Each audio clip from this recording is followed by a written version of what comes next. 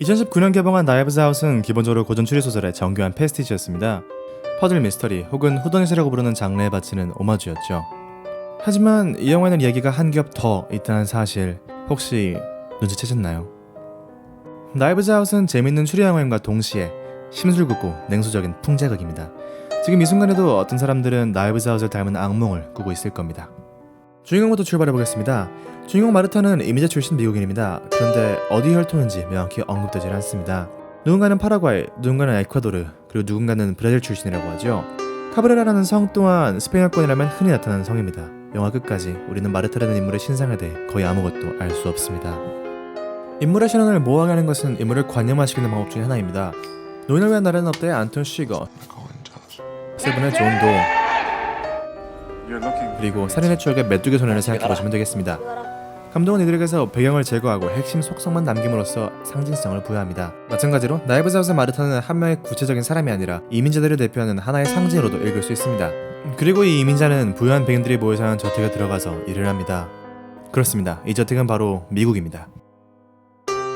저택의 구성을 잠시 살펴보죠. 저택의 주인 할란 트롬비는 베스트셀러 작가입니다. 그의 자녀들은 모두 각자의 사업체를 가진 부자들이죠. 하지만 막상 자신의 능력으로 이룬 건 별로 없습니다. 첫째는 아버지의 막대한 돈으로 사업을 시작했죠. 둘째는 아버지의 소설, 즉 문화를 팔아서 먹고 삽니다. 셋째 며느리는 시아버지의 돈의 빌부터 자식을 교육시키죠. 그 외에도 집을 나간 큰손자가 하나 더 있는데 이 사람에 대한 이야기는 나중에 더 하겠습니다. 눈치채셨다시피 이 사람들은 바로 현대 미국인의 초상입니다. 이들이 가진 가장 큰 능력은 그저 할란 트롬비의 아들로 태어났다는 것, 즉 미국에서 태어났다는 것입니다. 미국의 자본, 문화, 교육, 물론 대단하지만 본인 자체의 능력은 특별할 것이 없는 것이죠. 하지만 그럼에도 불구하고 이들은 마르타, 즉 외국인과 이민자들을 멸시하고 내려다봅니다. 감독 라이언 존슨이 말했듯 나이브즈 아웃은 결국 자신이 특권층인지도 모르는 미국인들에 대한 풍자극입니다.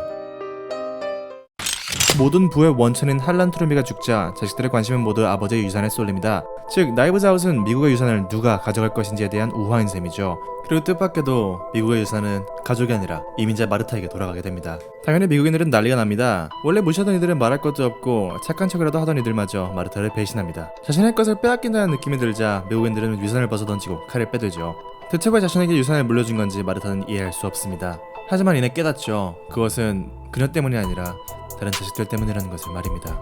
이는 감독이 마르타 입을 빌려서 말하고 있는 겁니다. 이민자들이 미국을 물려받게 된다면 이민자들 때문이 아니라 다른 말인 미국인들 본인이 취하고 무능하기 때문일 것이라고 말입니다. 심지어 이들이 그렇게나 자부심을 가지는 이 저택은 가문 대대로 내려온 게 아니라 80년대 파키스탄 부사역에서 구입한 것이랍니다. 노골적이죠? 본인들도 따지고 보면 영국 이민자 출신이면서 다른 이민자들을 배척하는 미국인들에 대한 조롱입니다. 외국인 그리고 이민자들에 대한 미국인들의 차별은 어제 오늘 일이 아닙니다. 주요 논제는 다음과 같습니다. 일자리가 없어진다, 범죄율이 올라간다, 그리고 미국의 정신이 훼손된다. 이 모든 주장은 2017년 도널드 트럼프가 대통령이 되면서 한층 더 공격적이 되었죠. 국경에 벽을 세워 이민자들을 막고 미국을 다시 위대하게 만들겠다는 그의 선언에 힘입어서 말입니다. 그럼 이제 마지막 진상 이야기를 해보죠. 중반까지 우리는 할란의 죽음이 마르타의 탓이라고 믿게 되지만 사실 실질적으로 할란 트럼비를 죽인 것은 바로 큰손자 랜섬입니다. 즉 미국을 좀먹는 것, 미국을 죽이는 것은 이민자들이 아니라 바로 미국인들 자신이었던 것이죠. 이야, 이거 진짜 상징적인 거네. 그리고 여기서 한 가지 가능성 낮은 추측을 할 수가 있습니다. 재미로 보시기 바랍니다. 범인 랜섬의 캐스팅 또한 어느 정도 노린 구석이 있어 보여요. 아시다시피 배우 크리스 에반스는 마블의 캡틴 아메리카 역으로 유명합니다. 또 대표적인 반트럼프주의자이기도 해요. 캡틴 아메리카는 미국인들이 꿈꾸는 위대한 미국의 이상을 의논한 캐릭터입니다. 고결하고 정의로우며 도덕적이죠. 미국은 정의롭고 도덕적인 나라인가요? 관점에 따라 그럴 수도 아닐 수도 있겠습니다.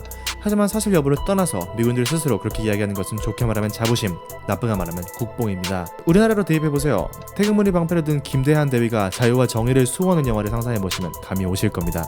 그런 캡틴 아메리카가 미국을 죽임으로써 이 심술궂은 풍자극은 완성됩니다. 미국의 우상화야말로 미국의 정신을 죽이는 짓이라는 역설이죠. 반대로 모든 진상이 밝혀지고 마르타가 결국 유산을 차지하자 언제부터 살아왔는지 알 수 없는 미국의 어머니가 흡족하게 웃습니다.